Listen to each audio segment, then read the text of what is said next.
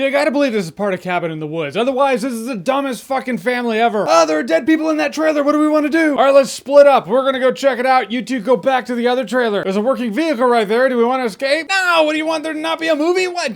I have to believe those corporate dudes from Cabin in the Woods are spraying gas in everyone's faces to make them do dumb shit.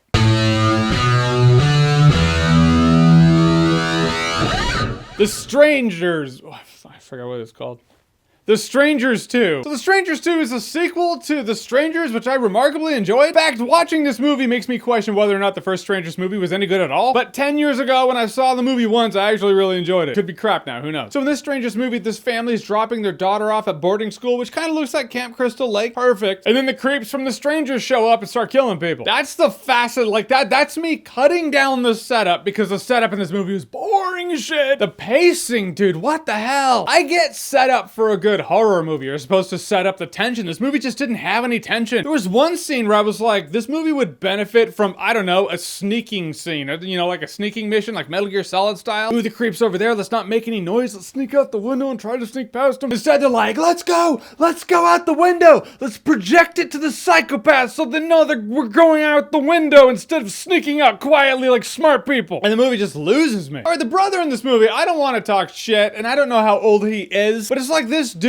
is the joke that 21 Jump Street jokes about. He looks like a 30-year-old man. They're all like, well, when he goes to college next year, are you implying that he is 17 years old? He might be 17 years old. I'm just saying the dude doesn't look it. When you're casting for a 17-year-old, you should probably have a 17-year-old who looks 17. He could be 45, as long as he looks 17. This dude did not. This movie makes so many horror movie transgressions. It kind of reminded me of Texas Chainsaw, that 3D movie that came out a few years ago. It's actually a lot like that, where they're like, yeah, we're gonna take it back. No, you probably should have pushed it forward. This movie tries to cash in on the whole 80s nostalgia craze going on right now. There is an 80s nostalgia craze if you have not noticed. I have my thoughts about the 80s nostalgia craze, keeping it vague because I can make a 20-minute video on it. Basically, people go to movies as an escapism, for escape, to escape the things that they hate seeing in the world, because generally speaking, the world just seems to suck. But movies are no longer the escape they used to be. Enter 80s nostalgia. It's that illusion you can feed your brain to make yourself go, oh yeah, I am back in childhood now. But this movie's like, we'll have an 80s title, come on. Anytime the psychopath kills people, the 80s music, why? Dunno. We'll even have cheesy 80s horror movie zoom, 80s fades, nailing it. But it's like they don't know why 80s nostalgia is a thing right now. They're just like, what's a thing right now? 80s?